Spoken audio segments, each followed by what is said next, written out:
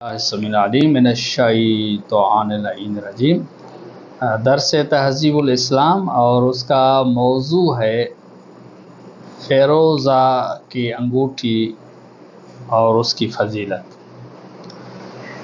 فیروزہ کی انگوٹھی کے بارے میں امام جعفر صادق علیہ السلام نے فرمایا کہ جو شخص فیروزہ کی انگوٹھی پہنے گا وہ کبھی بھی محتاج نہیں ہوگا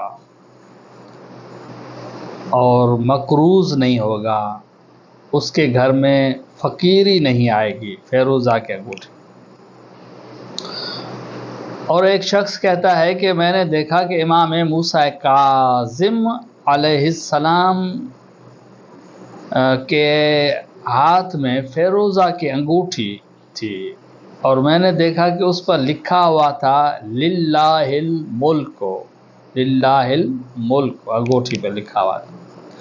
تو یہ شخص اس کو غور سے دیکھ رہا تھا، تو امام علیہ السلام نے پوچھا کہ اس کو اتنی غور سے کیوں دیکھ رہے ہو؟ کہا مولا میں غور سے اس لیے دیکھ رہا ہوں کہ مجھے لگتا ہے کہ یہ انگوٹھی امیر المومنین علی ابن ابی طالب کے پاس تھی، سوچتا ہوں کہ یہ وہی ہے یا کوئی دوسری والی ہے۔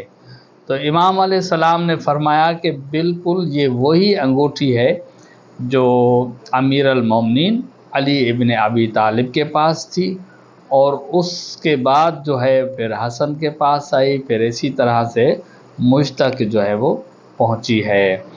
تو امام علیہ السلام بھی فیروزہ کی انگوٹھی پہنا کرتے تھے اور اس پر جو لکھا ہوا تھا لفظ وہ للہ الملک کو لکھا ہوا تھا۔ ایک اور حدیث میں ہے کہ ایک شخص ہے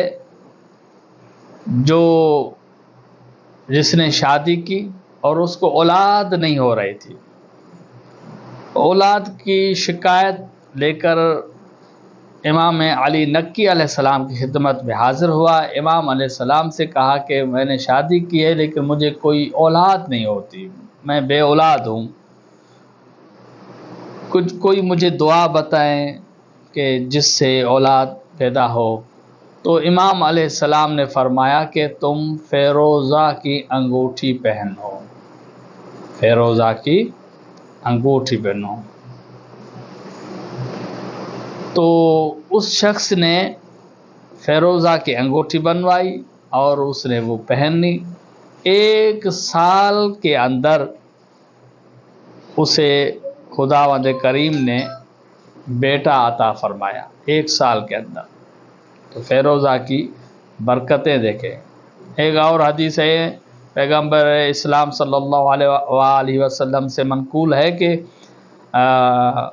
فرمایا کہ جس ہاتھ میں عقیق کی انگوٹھی ہو اور فیروزہ کی انگوٹھی ہو، وہ اگر دعا کے لیے اٹھائے جائیں تو پروردگار اس کی دعا کو کبھی رد نہیں کرتا۔